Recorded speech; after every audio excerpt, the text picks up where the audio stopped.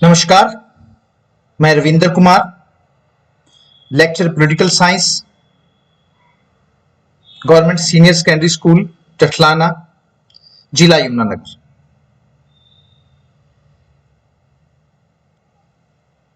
कक्षा 12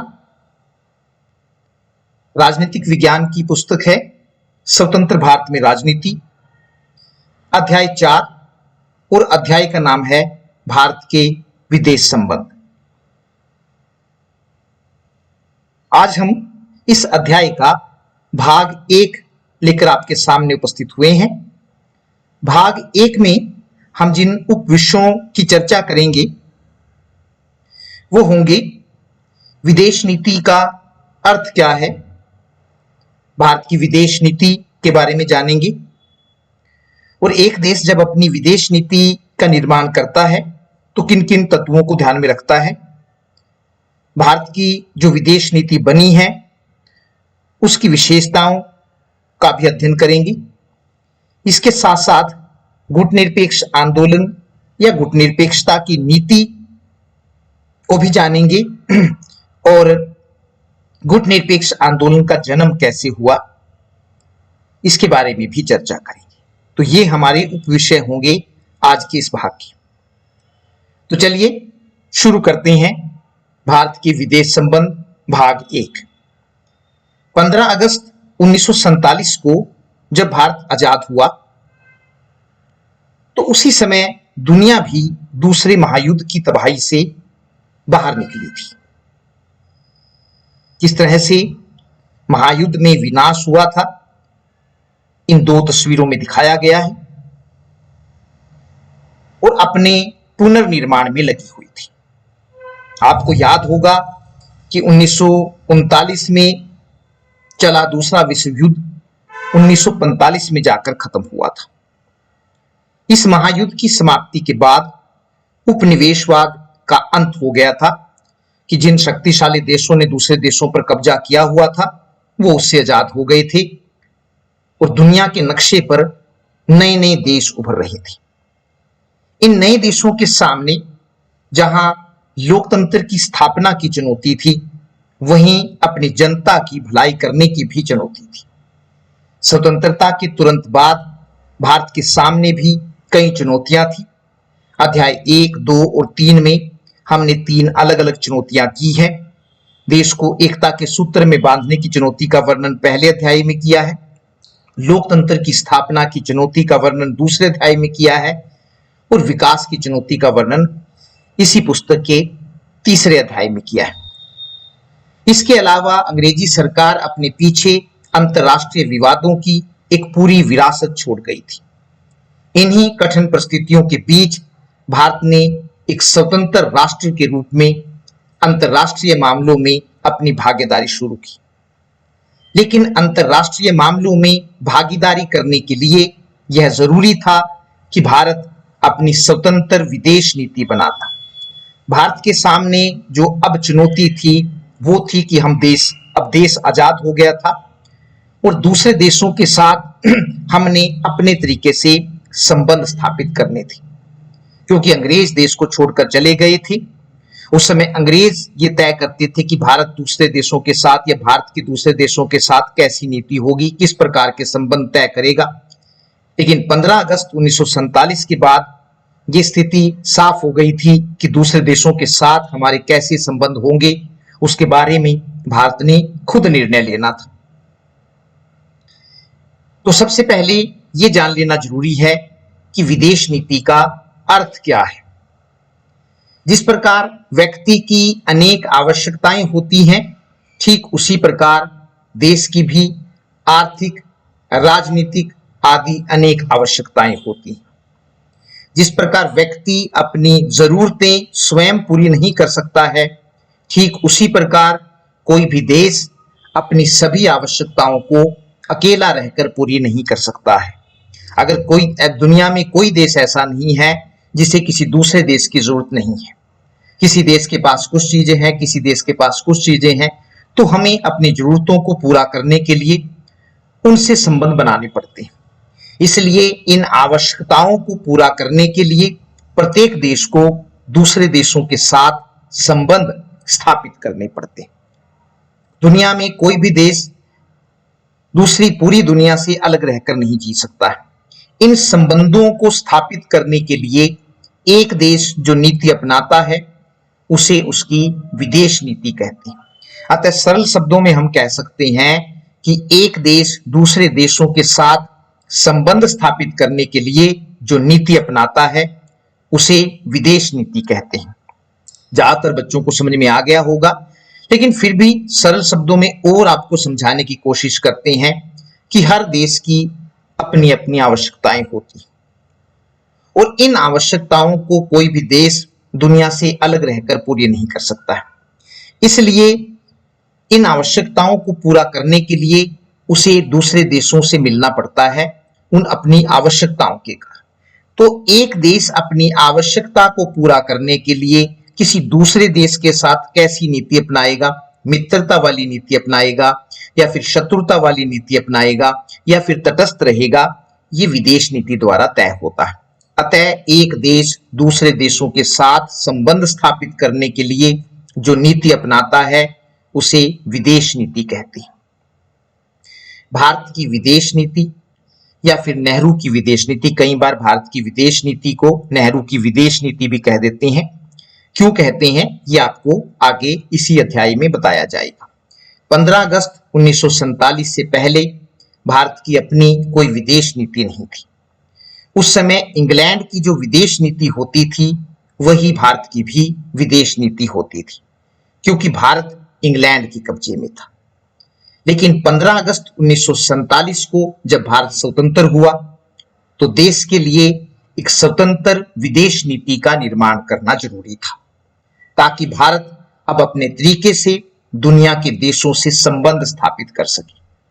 स्वतंत्र भारत की विदेश नीति को एक विशेष दिशा देने में पंडित जवाहरलाल नेहरू ने महत्वपूर्ण भूमिका निभाई, क्योंकि पंडित जवाहरलाल नेहरू देश के प्रधानमंत्री होने के साथ साथ विदेश मंत्री भी थे। स्वतंत्र होने के बाद जब भारत अपनी विदेश नीति तैयार कर रहा था तब शीत युद्ध शुरू हो चुका था। शीत युद्ध का वर्णन 12वीं कक्षा की एक दूसरी पाठ्य पुस्तक है समकालीन विश्व राजनीति के अध्याय 1 शीत युद्ध का दौर में किया जाएगा।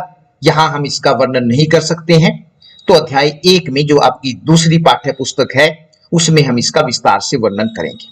तो जब भारत अपनी विदेश नीति बना रहा था उसी समय शीत युद्ध शुरू हो चुका था।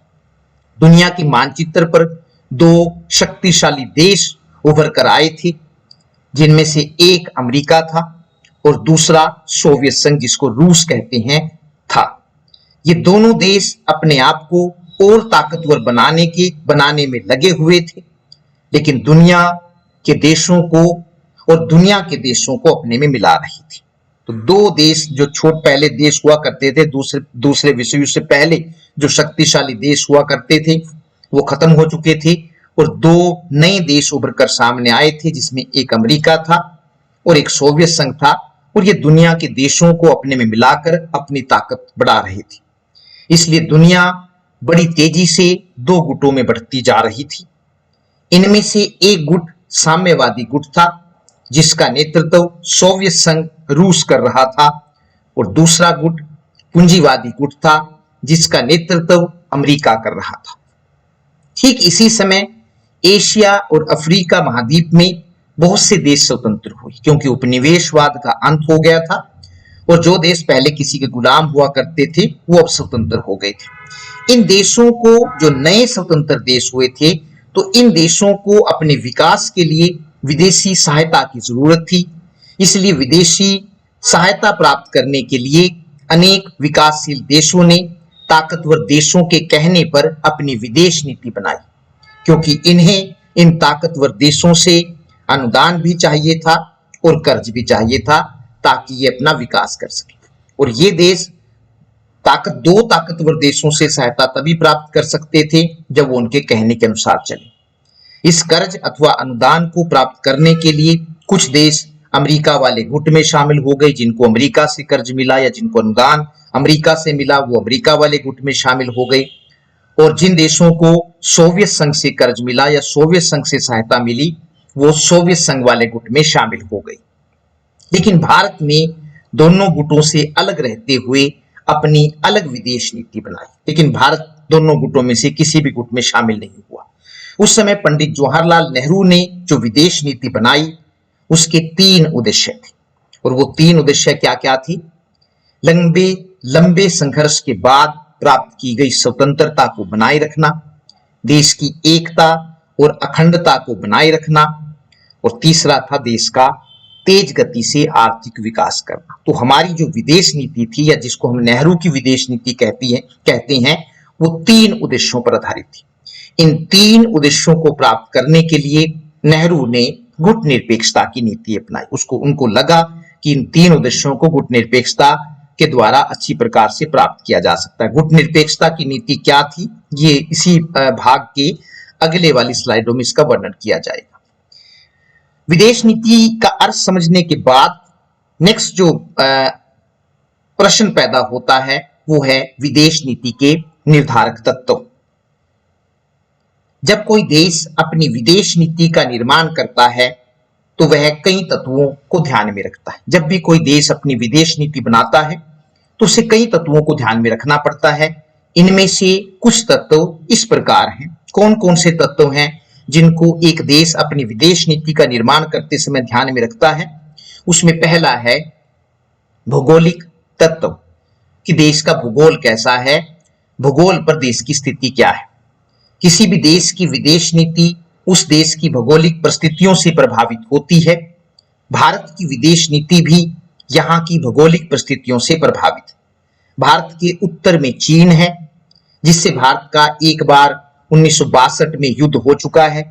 पश्चिम में पाकिस्तान है, जिसके साथ भारत के संबंध कभी भी अच्छे नहीं रहे हैं। जब से भारत और पाकिस्तान का निर्माण हुआ है तो दोनों देशों के बीच तनावपूर्ण संबंध रहे। नक्शे में आप देख रहे हैं कि कहाँ भारत है, और भारत जो है वो दोनों या तीनों तरफ से कई प्रकार के देशों से घिरा हुआ है। पश्चिम में पाकिस्तान है, उत्तर में चले जाएं तो नेपाल, चाइना है, चीन है, भूटान है, बर्मा है जिसको हम म्यांमार कहते हैं, बांग्लादेश कहते हैं। तो भारत को जब अपनी विदेश नीति बनाएगा तो उसको इस बात का जरूर ध्यान रखना पड़ेगा कि उसका भूगोल कैसा है, अपने पड़ोसी देशों का ध्यान रखना पड़ेगा। अतः भारत ऐसी विदेश नीति का निर्माण नहीं कर सकता जो उसके पड़ोसी देशों के विरुद्ध हो, क्योंकि हमने बताया आपको विदेश नीति एक देश अपनी जरूरतों को पूरा करने के लिए दूसरे देशों से जो संबंध बनाता है, संबंध बनाने के लिए जो नीति अपनाता है उसको उसकी विदेश नीति कहता है। और एक देश अपने जरूरतों को अपने पड़ोसी देशों से ज्यादा पूरा कर सकता है। तो भारत ऐसी विदेश नीति का निर्माण नहीं कर सकता जो उसके पड़ोसी देशों के विरुद्ध हो। अतः अपने पड़ोसी देशों के साथ मित्रतापूर्ण संबंध स्थापित करना भारत की विदेश नीति रही है। दूसरा तत्व है ऐतिहासिक तत्व। इतिहास किसी देश का भी निर्भर करता है कि उसका इतिहास शांतिपूर्ण रहा है या फिर लड़ाई झगड़े वाला रहा है। विदेश नीति किसी देश के इतिहास पर भी निर्भर करती है। भारत प्राचीन काल से ही एक शांति प्रिय देश रहा है। यहाँ के लोगों के विचारों पर गौतम बुद्ध, महावीर जैन, गुरु नानक देव और महात्मा गांधी जैसे महान लोगों के विचारों का प्रभाव पड़ा है। अतः भारत की विदेश नीति का एक आधार शांतिपूर्ण सह अस्तित्व भी है, या दूसरे शब्दों में हम कह सकते हैं कि जियो और जीने दो भारत की विदेश नीति रही है। हम दूसरों पर अधिकार करने वाले या दूसरे देशों पर कब्जा करने वाले नहीं रहे हैं, क्योंकि हमारा इतिहास हमें यही सिखाता है कि खुद भी जियो और दूसरों को भी जीने दो। तीसरा निर्धारक तत्व है आर्थिक तत्व, कि देश यदि आर्थिक रूप से मजबूत है तो फिर वो दूसरे देशों से जब संबंध स्थापित करेगा तो इस बात को ध्यान में रखेगा कि वो किन देशों से अपनी आर्थिक आवश्यकताएं पूरी कर सकता है। जब देश आजाद हुआ तो देश में गरीबी, बेरोजगारी और भूखमरी का बोलबाला था। उस समय देश के पास इतना पैसा नहीं था कि वह खुद इन समस्याओं को दूर कर सकता। अतः देश के आर्थिक विकास के लिए विदेशी सहायता की जरूरत है। हमें दूसरे देशों से पैसे की जरूरत है। अतः दूसरे देशों से आर्थिक सहायता प्राप्त करने के लिए उनसे मित्रतापूर्ण संबंध स्थापित करना भी भारत की विदेश नीति रही। तो हमने उन देशों से संबंध स्थापित किए हैं जो हमारी आर्थिक आवश्यकताओं को पूरा कर सकते थे, क्योंकि देश के आर्थिक विकास के लिए देश को पैसे की जरूरत थी। चौथा जो तत्व है वो है अंतरराष्ट्रीय तत्व, यानी कि पूरे संसार में क्या घट रहा है।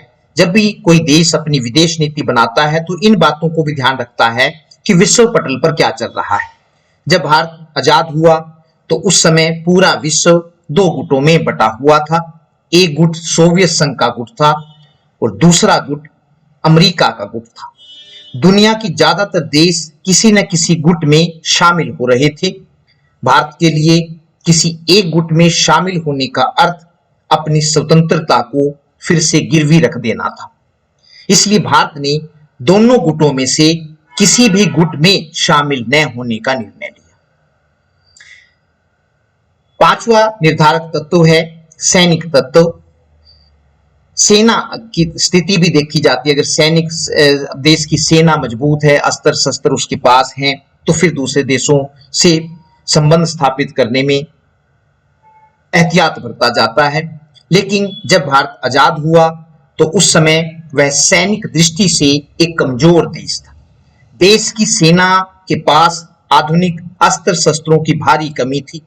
अतः सेना को आधुनिक अस्त्र शस्त्रों से युक्त करने के लिए उन सभी देशों के साथ संबंध स्थापित करना जरूरी था जिनके पास ये अस्त्र शस्त्र थे, क्योंकि सेना को अस्त्र शस्त्र के से भी लैस करना था।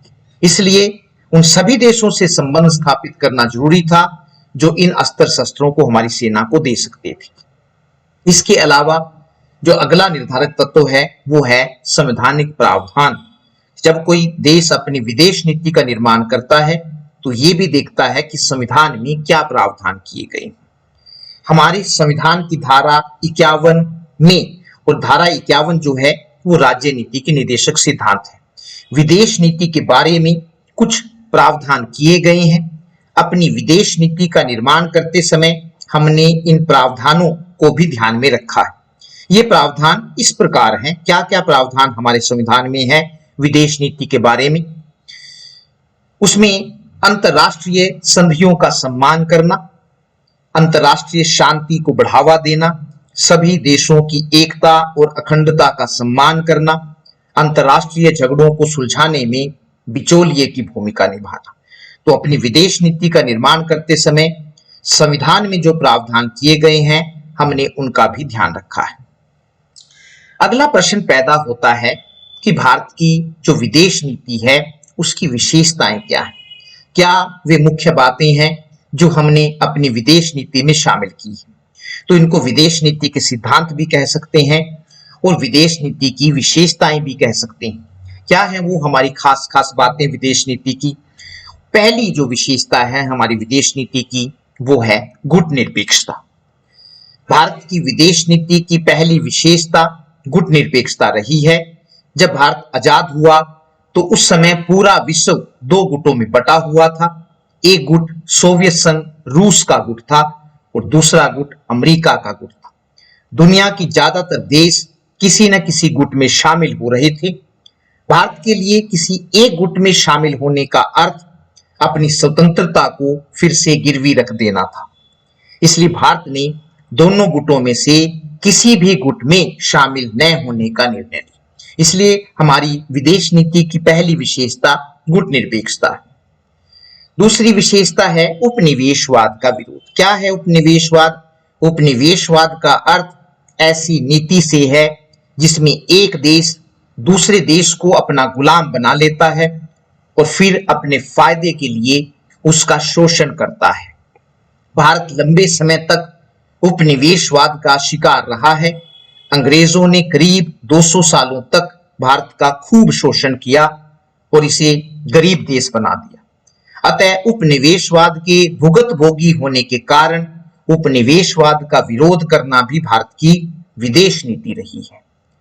तीसरी जो विशेषता है वो है पंचशील के सिद्धांत। पंचशील से अभिप्राय उन 5 सिद्धांतों से है जिनका यदि पालन किया जाए तो विश्व में शांति स्थापित की जा सकती है। इन सिद्धांतों की घोषणा भारत के प्रधानमंत्री पंडित जवाहरलाल नेहरू और चीन के प्रधानमंत्री चाउ एन लाई ने 1954 में की थी। ये 5 सिद्धांत इस प्रकार हैं। उसमें पहला है एक दूसरे की प्रभुसत्ता का सम्मान करना, एक दूसरे पर आक्रमण न करना, एक दूसरे के आंतरिक मामलों में दखल अंदाजी न करना, चौथा है एक दूसरे के लाभ के लिए काम करना, और 5वां है शांतिपूर्ण सह अस्तित्व, पीसफुल को एग्जिस्टेंस, या जिसको हम कह सकते हैं जियो और जीने दो की नीति में विश्वास करना। तो ये 5 सिद्धांत हैं, इसलिए इनको पंचशील, तो हमारी जो विदेश नीति है वो पंचशील के सिद्धांत पर भी आधारित है। चौथी विशेषता है निशस्त्रीकरण, शस्त्रों का न होना या परमाणु हथियारों को खत्म करना। भारत का शुरू से ही यह मानना रहा है कि अस्त्र शस्त्रों की होड़ से युद्ध की संभावना बढ़ती है। इसलिए भारत का मानना है कि विनाश करने वाले परमाणु हथियारों को पूरी तरह से खत्म किया जाना चाहिए और परमाणु शक्ति का प्रयोग विकास कार्यों में किया जाना चाहिए। अतः निशस्त्रीकरण भी भारत की विदेश नीति रही है। 5वीं जो विशेषता है वो है पड़ोसी देशों के साथ मित्रतापूर्ण संबंध स्थापित करना। तो उत्तर पश्चिम और पूर्व के हिसाब से अगर हम देखें तो भारत कई देशों से घिरा हुआ है, इसलिए उन देशों के साथ मित्रतापूर्ण संबंध स्थापित करना भी भारत की विदेश नीति की एक खास विशेषता रही। अपने पड़ोसी देशों के साथ मित्रतापूर्ण संबंध स्थापित करना भी भारत की विदेश नीति रही है। पाकिस्तान ने भारत पर अनेक बार आक्रमण किया। इसी प्रकार 1962 में चीन ने भी भारत पर आक्रमण किया और भारत के बड़े हिस्से पर कब्जा कर लिया। इसके बावजूद भी भारत इन देशों के साथ मित्रतापूर्ण संबंध स्थापित करने के लिए प्रयत्नशील है, क्योंकि भारत इस बात को अच्छी तरह से जानता है कि अपने पड़ोसी देशों को नाराज नहीं किया जा सकता है। 6ठी विशेषता है संयुक्त राष्ट्र संघ का समर्थन। संयुक्त राष्ट्र संघ, भारत का यह मानना रहा है कि संयुक्त राष्ट्र संघ ने विभिन्न देशों के आपसी झगड़ों को सुलझाने, विभिन्न देशों के बीच मित्रतापूर्ण संबंध स्थापित करने तथा तीसरे विश्व युद्ध की संभावना को कम करने में महत्वपूर्ण भूमिका निभाई है। इसलिए संयुक्त राष्ट्र संघ के सभी कार्यों में सहयोग देना भारत की विदेश नीति रही है। 7वीं विशेषता है रंग भेद की नीति का विरोध। रंग भेद की नीति का दक्षिण अफ्रीका शिकार रहा है। ये एक पोस्टर दिखाया गया है जो समय वहां पर लगे होते थे। दक्षिण अफ्रीका रंग भेद की नीति का सबसे ज्यादा शिकार रहा है। वहां पर गोरे लोग वर्षों तक काले लोगों पर शासन करते रहे हैं। भारत का यह मानना रहा है कि रंग भेद की नीति समानता के खिलाफ है, इसलिए भारत ने समय समय पर संयुक्त राष्ट्र संघ में रंग भेद की नीति के खिलाफ आवाज उठाई है। मतलब हमारी विदेश नीति की जो एक विशेषता है वो है रंग के आधार पर जो भेदभाव होता है उसका विरोध करना। अगली विशेषता है आतंकवाद का विरोध। आतंकवाद आज किसी एक देश की समस्या नहीं है, बल्कि दुनिया के सभी देश इससे प्रभावित हैं। अतः आतंकवाद के हर प्रकार का विरोध करना भी भारत की विदेश नीति रही। तो ये मुख्य विशेषताएं हैं जो भारत की विदेश नीति की रही है। अगला जो उप विषय है जो हमने इस अध्याय में करना है वो है गुट निरपेक्ष आंदोलन, नॉन अलायन मूवमेंट, या फिर गुट निरपेक्षता की नीति क्या है, इसके बारे में आपको बताना है। गुट निरपेक्षता की नीति भारत की विदेश नीति की एक महत्वपूर्ण विशेषता रही है। अतः यह जान लेना जरूरी है कि गुट निरपेक्षता की नीति क्या है। 1945 में जब दूसरा विश्व युद्ध खत्म हुआ तो 2 शक्तिशाली देश उभर कर सामने आए, जिनमें से एक अमेरिका था और दूसरा सोवियत संघ या रूस था। इन दोनों देशों ने अपनी अपनी शक्ति को बढ़ाने के लिए विश्व के देशों को अपने गुट में मिलाना शुरू कर दिया। इससे पूरा विश्व 2 गुटों में बंट गया। एक गुट साम्यवादी गुट था जिसका नेतृत्व सोवियत संघ या रूस कर रहा था, और दूसरा गुट पूंजीवादी गुट था जिसका नेतृत्व अमेरिका कर रहा था। इसी समय एशिया और अफ्रीका महाद्वीप में बहुत से देश स्वतंत्र हुए, जिनमें भारत भी एक था। जब पूरी दुनिया दो गुटों में बटी हुई थी और बढ़ती जा रही थी, कुछ देश जिनको अमेरिका से सहायता मिल रही थी वो अमेरिका वाले गुट में शामिल हो रहे थे, और कुछ देश जिनकी सोवियत संघ सहायता कर रहा था वो सोवियत संघ वाले गुट में शामिल हो रहे थे। तो इसी दौरान और भी बहुत से देश स्वतंत्र हुए और उनमें भारत भी एक था। दोनों गुटों में इन नए स्वतंत्र देशों को अपने अपने गुट में शामिल करने की होड़ सी लग गई। इसके लिए नए स्वतंत्र देशों को अनुदान और कर्ज भी दिए गए। तो ये आप देख रहे हैं कि उस समय कौन कौन से देश स्वतंत्र हुए। जो पिंक वाला आप देख रहे हैं ये वो देश हैं जो ब्रिटेन या इंग्लैंड के नियंत्रण से स्वतंत्र हुए थे, और जो लाइट ग्रीन जो हल्का हरा आप देख रहे हैं वो फ्रांस से स्वतंत्र हुए थे। उन दिनों भारत में भी कुछ पार्टियां और लोग ऐसे थे जिनका मानना था कि भारत को अमेरिका वाले गुट में शामिल होना चाहिए, क्योंकि भारत की तरह अमेरिका भी लोकतंत्र का हिमायती था। इस तरह से सोचने वालों में डॉक्टर B.R. अम्बेडकर भी या भीमराव अम्बेडकर भी शामिल थे, जिनका यह मानना था कि भारत को अमेरिका वाले गुट में शामिल होना चाहिए। दूसरी ओर साम्यवाद की विरोधी कुछ राजनीतिक पार्टियां भी चाहती थी कि भारत अपनी विदेश नीति अमेरिका के पक्ष में बनाए। ऐसे दलों में उस समय भारतीय जनसंघ और स्वतंत्र पार्टी प्रमुख थी, लेकिन विदेश नीति को तैयार करने में नेहरू ने काफी सावधानी बरती।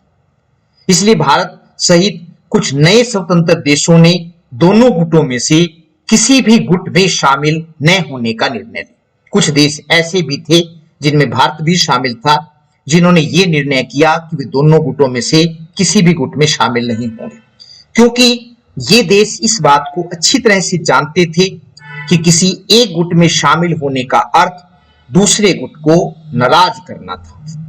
इसलिए जिन नए स्वतंत्र देशों ने गुटों से अलग रहने के लिए जो नीति अपनाई उसे गुट निरपेक्षता की नीति कहते हैं। गुट निरपेक्षता का अर्थ क्या है? प्रश्न ये पैदा होता है कि गुट निरपेक्षता किसको कहेंगे? गुट निरपेक्षता का अर्थ शक्ति गुटों से अलग रहते हुए अंतरराष्ट्रीय प्रश्नों पर अपनी स्वतंत्र राय, दोनों गुटों से जब को देश अलग रहें और अंतरराष्ट्रीय परिप्रेक्ष्य पर या अंतरराष्ट्रीय प्रश्नों पर अपनी स्वतंत्र राय प्रकट कर सके, उसको हम कहते हैं गुट निरपेक्षता। गुट निरपेक्षता का अर्थ शक्ति गुटों से अलग रहते हुए अंतरराष्ट्रीय प्रश्नों पर अपनी स्वतंत्र राय देना है। अप्पादोराय ने कहा भी है, गुट निरपेक्षता का अर्थ साम्यवादी या पश्चिमी गुट के किसी भी राष्ट्र के साथ सैनिक संधि में शामिल न होना है। गुट निरपेक्ष आंदोलन का जन्म कैसे हुआ, कैसे ये हकीकत बना, इसका भी एक संक्षिप्त परिचय कर जान लेते हैं। गुट निरपेक्ष आंदोलन, भारत गुट निरपेक्ष आंदोलन का संस्थापक सदस्य रहा है या स्थापना करने वालों में से एक देश रहा है, और पंडित जवाहरलाल नेहरू ने गुट निरपेक्ष आंदोलन की स्थापना में महत्वपूर्ण भूमिका निभाई है। पंडित जवाहरलाल नेहरू गुट निरपेक्ष आंदोलन के संस्थापक। भारत के आकार और स्थिति को देखते हुए पंडित नेहरू विश्व के मामलों, खासकर एशियाई मामलों में भारत के लिए एक बड़ी भूमिका निभाने का सपना देख रहे थे। उनको लगा था कि जिस तरह से भारत का आकार है वो एशिया में एक महत्वपूर्ण भूमिका निभा सकता है। इसलिए नेहरू के दौर में भारत ने एशिया और अफ्रीका के नए स्वतंत्र देशों के साथ संपर्क बनाने शुरू कर दिए थे। इसी दिशा में भारत द्वारा सबसे पहला प्रयास मार्च 1947 में किया गया था, जब देश स्वतंत्र नहीं हुआ था, जब पंडित जवाहरलाल नेहरू ने नई दिल्ली में एशिया के नए स्वतंत्र देशों का एक सम्मेलन बुलाया था। इसे एशियाई संबंध सम्मेलन या एशियन रिलेशंस कॉन्फ्रेंस कहा जाता है। 1947 में मार्च में बुलाया गया था ये। इस सम्मेलन में बोलते हुए पंडित नेहरू ने कहा था, हम एशिया के लोग अब आत्मनिर्भर बनना चाहते हैं। पंडित नेहरू की कही हुई बात के गहरे मतलब थे। उनका मतलब था कि दोनों गुट जो हैं हम उनमें से किसी में भी शामिल नहीं होना चाहते हैं और अपना विकास अपने आप करना चाहते हैं। कुछ ऐसे ही विचार जो विचार पंडित जवाहरलाल नेहरू पेश कर रहे थे, विश्व के कुछ अन्य नेता भी प्रकट कर रहे थे। इन नेताओं में युगोस्लाविया के राष्ट्रपति मार्शल टीटो, मिस्र के राष्ट्रपति कर्नल नासिर और इंडोनेशिया के प्रथम राष्ट्रपति अहमद सुकर्नो शामिल थे। इन सभी नेताओं की पहल पर 1955 में इंडोनेशिया के शहर बांडुंग में एशिया और अफ्रीका के देशों का एक सम्मेलन बुलाया गया। इंडोनेशिया के शहर, ये आप देख रहे हैं माउस के जरिए, अगर आपको दिखाया जाए तो ये सारे के सारे जो हैं, पीला है चाहे ये इंडोनेशिया है। अलग अलग समुद्र में द्वीप हैं जहां पर इंडोनेशिया है। अगले वाले ये सारा का सारा जो लाइट ग्रीन आप देख रहे हैं, ये इंडोनेशिया है, ये भी है, और ये बांडुंग है जगह जहां पर वो सम्मेलन बुलाया गया था। इसे एफ्रो एशियाई सम्मेलन 1955 कहा जाता है। क्योंकि यह बांडुंग में हुआ था, इसलिए इसे बांडुंग सम्मेलन के नाम से भी जाना जाता है। इसी सम्मेलन में गुटनिरपेक्ष आंदोलन की नींव पड़ी। इसी सम्मेलन में यह निर्णय लिया गया कि गुटनिरपेक्षता में विश्वास रखने वाले देशों को एक अलग पहचान देने के लिए समय समय पर गुटनिरपेक्ष देशों के शिखर सम्मेलन बुलाए जाएंगे। इसी बात को ध्यान में रखते हुए गुटनिरपेक्ष देशों का पहला शिखर सम्मेलन 1961 में युगोस्लाविया की राजधानी बेलग्रेड में हुआ था, जिसमें 25 देशों ने भाग लिया था। तब से लेकर वर्ष 2016 तक के आंकड़े हमारे पास हैं। गुटनिरपेक्ष देशों के 17 शिखर सम्मेलन हो चुके हैं। 17वां शिखर सम्मेलन सितंबर 2016 को वेनेजुएला के शहर पोलामर में हुआ था। इस सम्मेलन में 120 देशों ने भाग लिया। पहले सम्मेलन में सिर्फ 25 देशों ने भाग लिया था और जो 2016 में सम्मेलन हुआ उसमें 120 देशों ने भाग लिया। इससे अनुमान लगाया जा सकता है कि गुटनिरपेक्ष आंदोलन की जो भूमिका है वो बढ़ती जा रही है। तो गुटनिरपेक्ष देश मानचित्र में जो गहरा नीला रंग है वो गुटनिरपेक्ष आंदोलन के सदस्य देशों को दिखाता। जो गहरा नीला है वे सभी के सभी देश गुटनिरपेक्ष आंदोलन के सदस्य देश हैं। क्या गुटनिरपेक्षता का अर्थ अलगाववाद या तटस्थता है? गुटनिरपेक्षता का अर्थ शक्ति गुटों से अलग रहते हुए अंतरराष्ट्रीय प्रश्नों पर अपनी स्वतंत्र राय देना है। कई बार गुटनिरपेक्षता के लिए अलगाववाद, तटस्थता जैसे शब्दों का प्रयोग किया जाता है और इनका एक जैसा अर्थ मान लिया जाता है, लेकिन वास्तव में ऐसा नहीं। गुटनिरपेक्षता ना तो अलगाववाद है और गुटनिरपेक्षता ना ही तटस्थता है। तो दोनों शब्दों का अर्थ जान लेना जरूरी है और उसके बाद ये निर्णय करेंगे कि गुटनिरपेक्षता वास्तव में क्या है। अलगाववाद क्या है, पहले तो ये जानते हैं। अलगाववाद का अर्थ अपने आप को विश्व राजनीति से अलग कर लेना, जब आप बिल्कुल अलग थलग पड़ जाएं। जबकि गुटनिरपेक्षता का अर्थ सैनिक गुटों से अलग रहना है, ना कि अंतरराष्ट्रीय राजनीति से। अंतरराष्ट्रीय प्रश्नों पर अपनी स्वतंत्र राय देना गुटनिरपेक्षता, सिर्फ सैनिक गुटों से अलग रहना है। तो यहां पर सिर्फ सैनिक गुटों से अलग रहना है, ना कि अंतरराष्ट्रीय राजनीति से। अतः हम कह सकते हैं कि गुटनिरपेक्षता का अर्थ अलगाववाद नहीं है। तटस्थता क्या है? कई बार गुटनिरपेक्षता का अर्थ तटस्थता भी मान लिया जाता है। तटस्थता का अर्थ युद्ध में शामिल दो देशों में से किसी का भी पक्ष न लेना, जबकि गुटनिरपेक्षता का अर्थ सही गलत में फर्क करके गलत का विरोध करना और सही का साथ देना है। अतः गुटनिरपेक्षता का अर्थ तटस्थता भी नहीं है। गुटनिरपेक्ष आंदोलन की स्थापना किन उद्देश्यों या सिद्धांतों को लेकर की गई? कौन से उद्देश्य थे जो हम इसके द्वारा प्राप्त करना चाहते थे गुटनिरपेक्ष आंदोलन के द्वारा? गुटनिरपेक्ष देशों की एकता, अखंडता और प्रभुसत्ता की रक्षा करना, साम्राज्यवाद, उपनिवेशवाद, विस्तारवाद और रंग भेद की नीति को समाप्त करना, स्वाधीनता के लिए संघर्ष कर रहे राष्ट्रीय आंदोलनों को समर्थन देना और संयुक्त राष्ट्र संघ को मजबूत बनाना, विकसित और विकासशील देशों के बीच पाई जाने वाली असमानता को खत्म करने के लिए नई अंतर्राष्ट्रीय आर्थिक व्यवस्था की स्थापना करना, ताकि विकसित और विकासशील देशों के बीच विकास को लेकर जो खाई है उसको खत्म किया जा सके। गुटनिरपेक्ष देशों के बीच आर्थिक सहयोग को बढ़ावा देना, महाशक्तियों के सैनिक गठबंधनों से दूर रहना।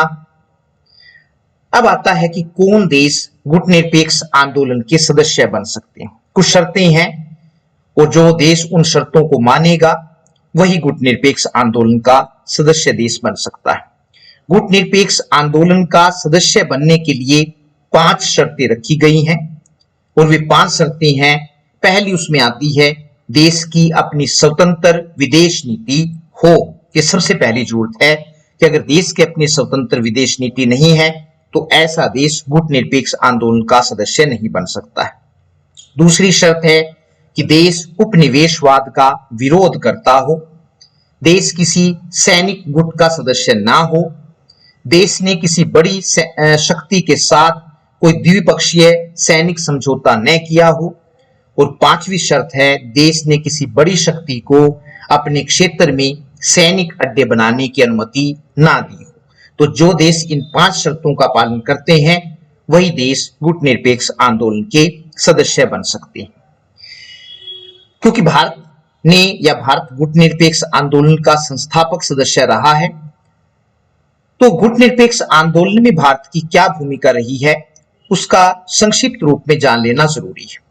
जब पूरी दुनिया 2 गुटों में बटी हुई थी तब भारत के प्रधानमंत्री पंडित जवाहरलाल नेहरू के प्रयत्नों से ही गुटनिरपेक्ष आंदोलन की उत्पत्ति हुई थी। अतः गुटनिरपेक्ष आंदोलन में भारत की महत्वपूर्ण भूमिका रही है। भारत ने गुटनिरपेक्ष देशों का ध्यान पूर्ण निशस्त्रीकरण की तरफ खींचा भी है और इस बात पर जोर दिया है कि विश्व में शांति तभी स्थापित हो सकती है जब विश्व के सभी देश अपने परमाणु हथियारों को खत्म करें। इसके अलावा भारत ने गुटनिरपेक्ष आंदोलन के शिखर सम्मेलनों में आतंकवाद के विरुद्ध भी आवाज उठाई है और गुटनिरपेक्ष देशों से अपील की है कि वे ना तो आतंकवादी गतिविधियों में शामिल हों और ना ही आतंकवाद को समर्थन दें। कुल मिलाकर यह कहा जा सकता है कि गुटनिरपेक्ष आंदोलन में भारत की सक्रिय भूमिका रही है। इसके सदस्यों की संख्या भी बढ़ी है। आज भी विश्व राजनीति में इसकी भूमिका बनी हुई है। विस्तार से गुटनिरपेक्ष आंदोलन का वर्णन हम आपकी जो दूसरी पाठ्य पुस्तक है समकालीन विश्व राजनीति उसमें करेंगे। धन्यवाद, नमस्कार।